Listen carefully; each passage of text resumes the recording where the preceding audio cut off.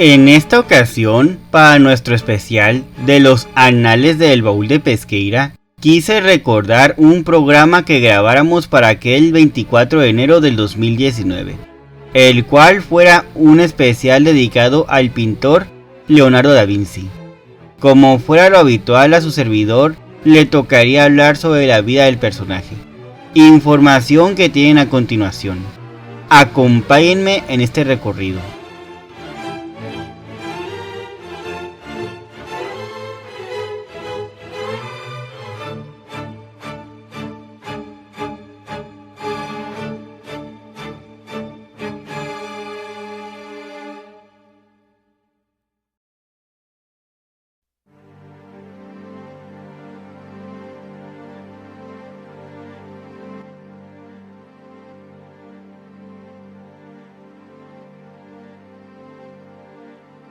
Leonardo da Vinci, biografía. Nació el 15 de abril de 1452. Hay datos que indican que era un sábado y que vino al mundo a las 10:30 de la noche. Su nombre completo es Leonardo. Fue bautizado como Leonardo di Ser Piero da Vinci. Hay discusiones sobre dónde fue su nacimiento. Hay quienes dicen que fue en el Castillo da Vinci, una ciudad que está a las afueras de Florencia.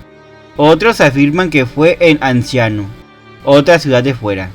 Leonardo era descendiente de una familia de la nobleza italiana, aunque él fuera hijo ilegítimo de Messer Piero Frosino di Antonio, notario, canciller y embajador de la República Florentina, quien dejó embarazada a una humilde campesina de nombre Caterina di Meo Lippi. Su padre ya estaba comprometido en matrimonio, por lo que su madre lo entregó a su abuelo paterno, Antonio da Vinci, en declaración de impuestos de 1457. Declara que su nieto vivía con él, y Caterina aparece como casada con un campesino de nombre Antonio di Piero Buti, con quien se sabe que tuvo 5 hijos. Pasó sus 5 primeros años en la casa de su padre, donde recibió trato de hijo legítimo. Contó con 5 madrinas y 5 padrinos. Es aquí donde recibe instrucción, aprende a leer, escribir y adquiere conocimientos de aritmética, aunque no aprende latín, que era la base de la enseñanza tradicional. Tuvo una ortografía caótica, no fue la de un universitario. En esa época, solo las grandes familias hacían uso del apellido patronímico. La gente del pueblo solía ser designada por su nombre, al que se le adjuntan todo tipo de precisiones útiles: el nombre del padre, el lugar de origen, un apodo, el nombre del maestro en el caso de los artesanos, etc. El nombre del artista era Leonardo di Ser Piero da Vinci, cuyo significado es Leonardo, hijo del maestro Piero da Vinci. La esposa de su padre era Alberia Digli Amadori, una mujer proveniente de una familia rica, quien nunca pudo tener hijos, por lo que volcaría así todo su afecto en Leonardo. Murió en 1464 por complicaciones de parto. Aunque Leonardo siempre fue considerado como legítimo, la verdad es que nunca fue reconocido formalmente por su padre, quien se casó 4 veces, dándole 10 hermanos y 2 hermanas menores. Sintió mucho afecto principalmente por la última esposa de su padre, Lucrecia Giuliano Cortagini. De esto tenemos como evidencia una nota donde se dirige a ella como querida y dulce madre. Su abuela paterna, Lucia di Ser Piero di Soso, era una ceramista, fue muy cercana a Leonardo, probablemente quien lo inició en las artes. El joven pintor era un gran amante de la naturaleza, observaba con gran curiosidad, dibujaba caricaturas y practicaba la escritura especular en dialecto toscano. En 1469 entra a uno de los talleres de arte más prestigiosos de Andrea del Verrocchio. A pesar de entrar como aprendiz, en esta parte de su formación multidisciplinaria conoció a otros artistas: Sandro Botticelli, Perugino y Domenico Giordano. A finales de 1468 estaba empadronado como residente del municipio de Vinci. Viajaba muy a menudo a Florencia, donde su padre aún trabajaba. Leonardo trabajó también con Antonio Palollo, que tenía su taller muy cerca de donde trabajaba como asistente. Después de un año dedicado a la limpieza de los pinceles y otras pequeñas actividades propias de un aprendiz, Verrocchio lo inició en las numerosas técnicas que se practicaban en este contexto. Tiene la oportunidad de aprender las bases de la química, metalurgia, a trabajar el cuero y el yeso, la mecánica, la carpintería, así como otras diversas técnicas artísticas como el dibujo, pintura y escultura sobre el mármol y el bronce. También recibió formación en habilidades como la preparación de colores, el grabado y la pintura de frescos. Al darse cuenta de su talento, Verrocchio le confió terminar algunos de sus trabajos, aunque no se conoce la existencia de ninguna obra que haya creado en la época que trabajó con él.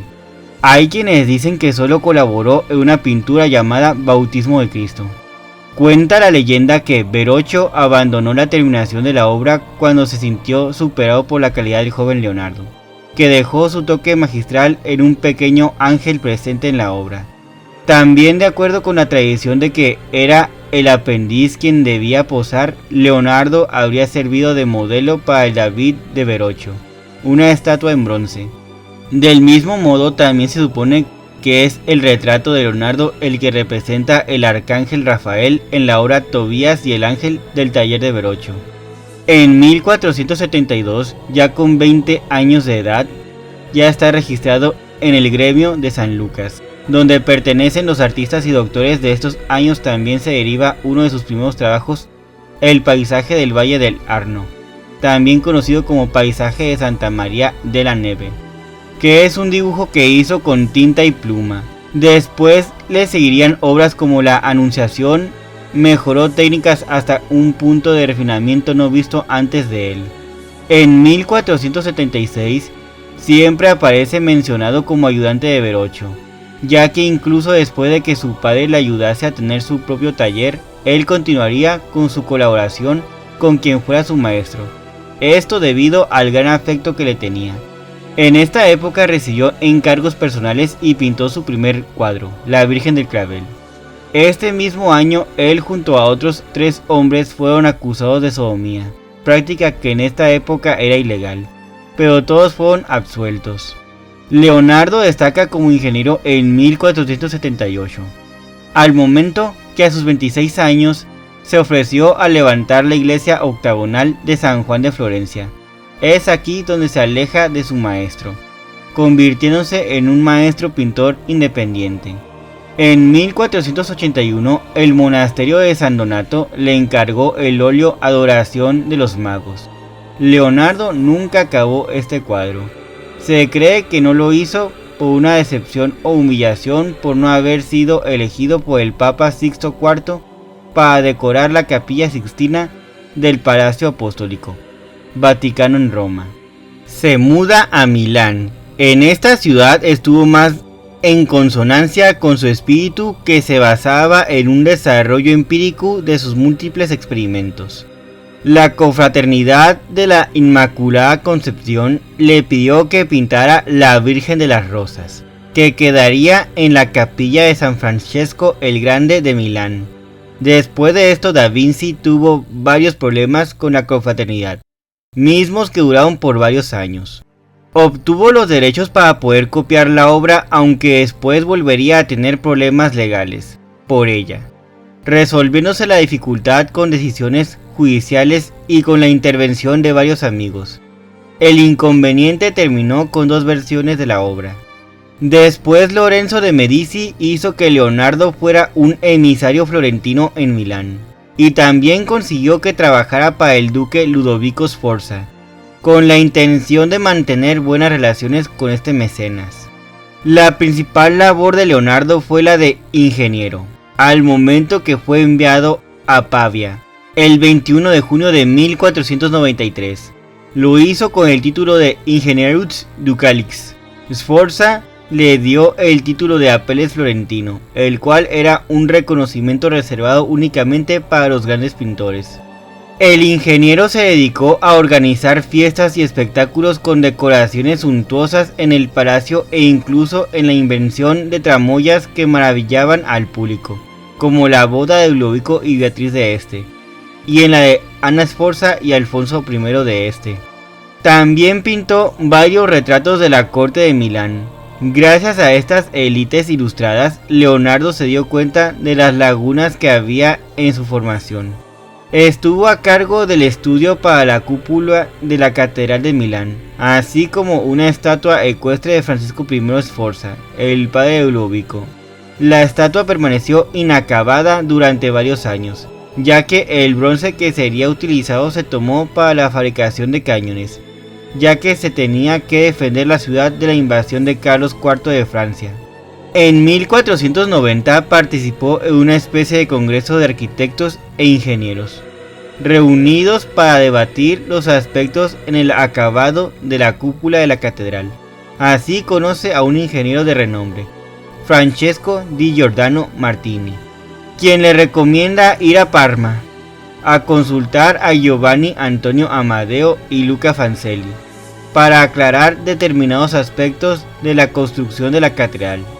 Al mismo tiempo, Leonardo pensaba en proyectos técnicos y militares, mejorar relojes, el telar y grúas, entre otras herramientas. Estudió el urbanismo y propuso planos de ciudades. Se interesó por la disposición hidráulica. En 1498 le dan el título de ingeniero y encargado de los trabajos en ríos y canales. En 1490 funda una academia, la cual lleva su nombre. Aquí durante años se dedicó a enseñar sus conocimientos, anotaría todas sus investigaciones en pequeños tratados. En los años posteriores pinta uno de los que serían sus obras más conocidas, La Última Cena, para el convento de dominicos de Santa María delle Grazie. La Última Cena es considerada por muchos su mejor obra, la más serena y alejada del mundo temporal. Durante esos años caracterizados por los conflictos bélicos, las intrigas, las preocupaciones y las calamidades. La dio por terminada, aunque él, eterno insatisfecho, declaró que tendría que seguir trabajando en ella. Fue expuesta a la vista de todos y contemplada por muchos. Los artistas acudían desde muy lejos al refectorio del convento de Santa María delle Grazie. Miraban la pintura con detenimiento, la copiaban y discutían. Durante su realización se tejieron innumerables leyendas en torno al maestro y a su obra. Al llegar a Milán, Luca Pacioli en 1496 establece una gran amistad con Leonardo, que realizó para él las tablas que se grabaron en la obra La Divina Proporzione. En 1498, Da Vinci construyó el techo del castillo de los Sforza. En 1499, las tropas de Luis XVI de Francia conquistaron el ducado de Milán. Destituyen a Ludovico, quien huyó a Alemania con su sobrino Maximiliano I. Una mañana de los siguientes días, Leonardo encontró a unos franceses quienes usaban su modelo de arcilla a escala del caballo de la estatua de Francisco Sforza como blanco para sus entrenamientos de tiro, destruyéndola totalmente. Luis XVI consideró la posibilidad de tirar el muro donde se encontraba la Última Cena para llevársela a Francia, algo que en su momento también pasó por la cabeza de Napoleón Bonaparte varios siglos más tarde. Sin los Sforza, Leonardo ahora quedó al servicio del conde de Lindy, Luis de Luxemburgo, quien le encomendó que preparara una relación sobre el estado de defensa militar de la Toscana. Con el regreso de Ludovico Sforza al país, los proyectos de Da Vinci se modificaron y huye de Milán con su asistente Salai y el matemático Luca Pacioli. En marzo de 1499, Leonardo trabajó como arquitecto e ingeniero militar en Venecia, donde construye protecciones en la ciudad. Elaboró sistemas de defensa para posibles ataques navales por parte de Turquía. A pesar de todos los medios de defensa, los turcos nunca atacaron. A finales de abril del mismo año regresó a Florencia, donde después de hacer un estudio sobre los cursos de agua en el Friuli, propone un sistema de esclusas para hacer posible el levantamiento del curso del río Isonzo, y así poder inundar toda una región que cubría las cercanías de Venecia. Regresa a Venecia en abril de 1500, donde permanece durante un par de meses después de haber estado en Mantua en compañía de Luca Pacioli. Hay que mencionar que en Mantua hizo un retrato de Isabel de Este. En 1501 recibió del convento de la Santísima Annunciata una aprobación para hacer un boceto preparatorio, de la que sería La Virgen y el Niño con Santa Ana y San Juan Bautista. Esta obra provocó tal admiración, llegó a ser visitada por hombres y mujeres de varios países. Después tuvo una breve estancia en Roma, la Villa Adriana en Tivoli, donde trabajó en la Virgen de los Usos, que le fuera encargada por Florimond Robertet, secretario de Estado de Luis XVI de Francia. En 1502, el príncipe César Borgia, duque de Valentini, hijo del Papa Alejandro IV, solicitó sus servicios. Es con él que obtiene el cargo de capitán e ingeniero general. Después tuvo estancia en Marcas y en Emilia-Romagna, para inspeccionar las fortalezas y los territorios recientemente conquistados. Llenó cuadernos de múltiples observaciones.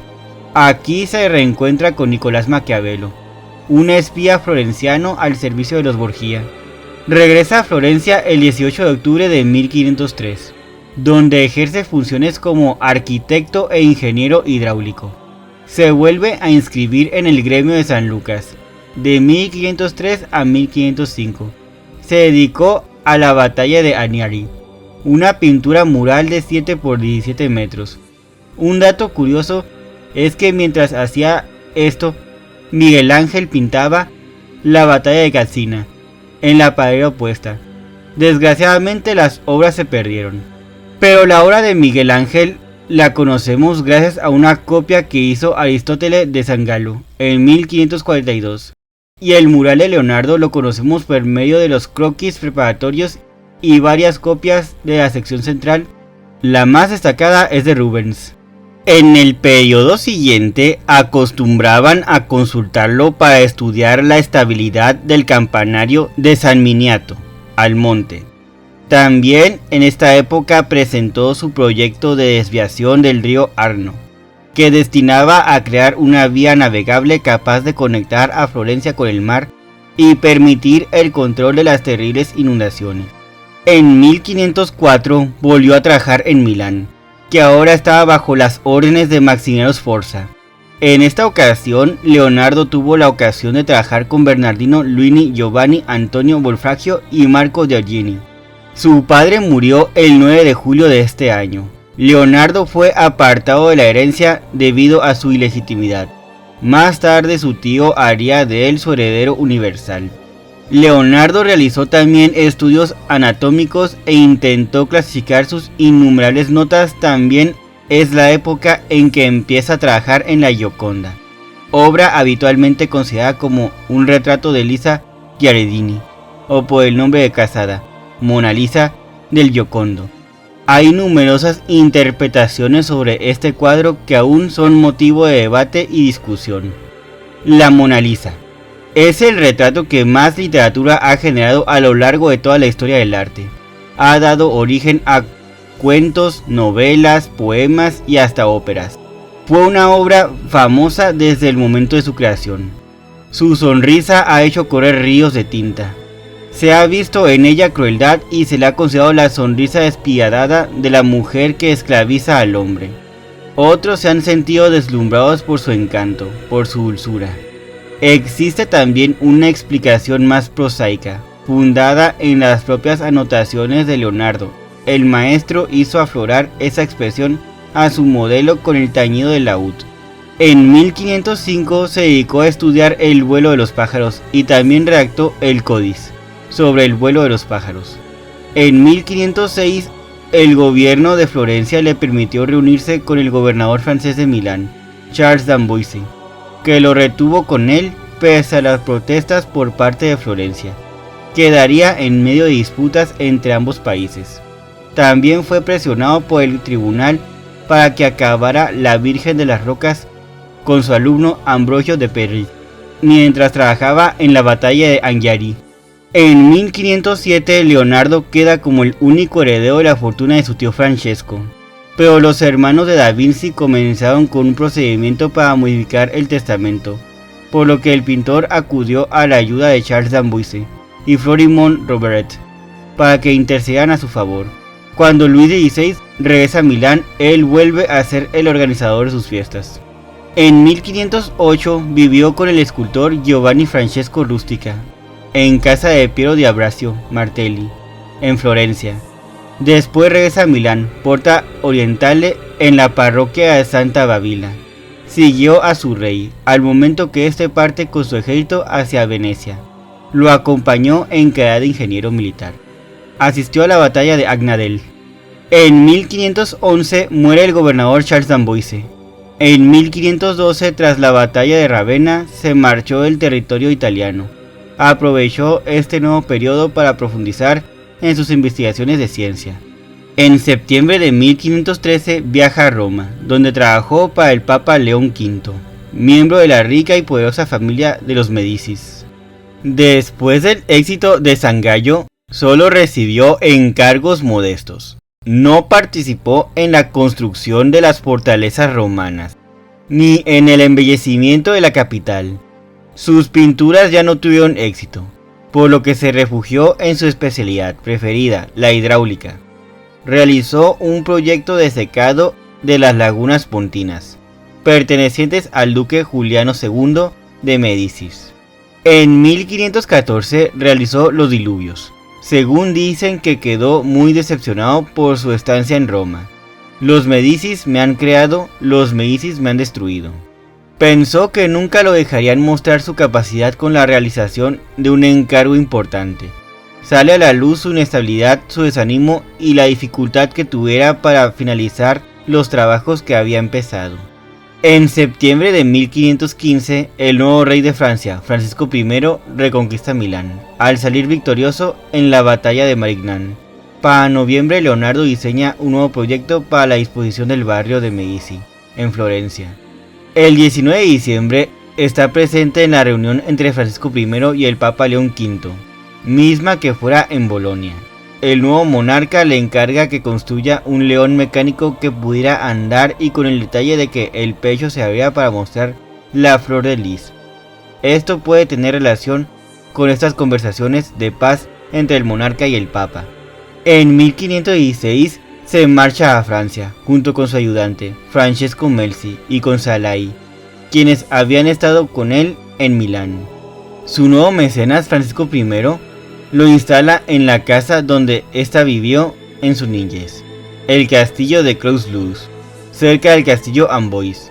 Aquí fue el primer pintor, primer ingeniero y primer arquitecto del rey. Recibió una pensión de 10.000 escudos. En Francia estaban más interesados por el pintor que por el ingeniero. Estaban fascinados con Leonardo, considerándolo un padre. Leonardo es quien hizo el proyecto del Palacio Real de Romantin, que Francisco I pretendía erigir para su madre, Luisa de Saboya, el cual tenía la forma de una pequeña ciudad, previo al desvío de un río que la enriquecería de agua. En 1518 participa en las celebraciones del bautizo de Delfín y en las bodas de Lorenzo de Medici, con una sobrina del rey francés. El 23 de abril de 1519, Leonardo enfermó. Desde varios meses redacta su testamento ante un notario de Amboise. Pidió un sacerdote para su confesión y recibir los santos óleos. Murió el 2 de mayo de 1519 en Clouds, a los 67 años de edad. Hay una leyenda donde señalan que murió en brazos de Francisco I. Fue enterrado en la capilla de Saint-Hubert, en Amboise, Francia. Francesco Melzi, el discípulo de Leonardo, heredó sus libros y pinceles. Fue el depositario de su testamento. Le escribió una carta al hermano de Leonardo donde cuenta la muerte de su amo. Según su última voluntad, 70 mendigos siguieron su séquito, y fue enterrado en la capilla Saint-Hubert, en el recinto del castillo de Amboise. Leonardo da Vinci nunca se casó y tampoco tuvo hijos. Legó el conjunto de sus obras para que fueran publicadas por Melzi. le dio sobre todo sus manuscritos, cuadernillos, documentos e instrumentos.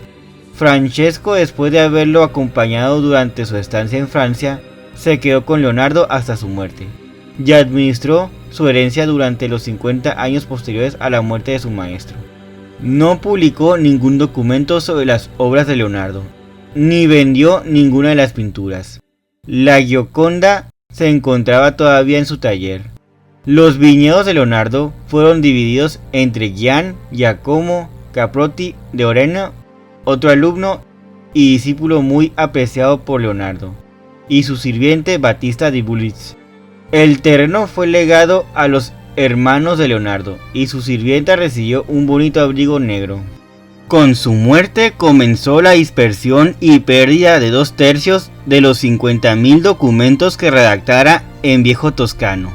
Solo quedan 13.000 documentos, de los cuales la mayoría se conservan en el archivo de la Ciudad del Vaticano.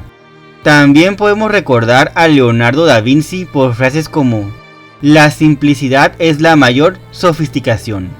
Antes habrá cuerpo sin sombra que virtud sin envidia. Nada nos engaña tanto como nuestro propio juicio. La belleza perece en la vida, pero es inmortal en el arte. La cegadora ignorancia nos confunde. Oh miserables mortales, abrid los ojos. Si una persona es perseverante, aunque sea dura de entendimiento, se hará inteligente, y aunque sea débil, se transformará en fuerte.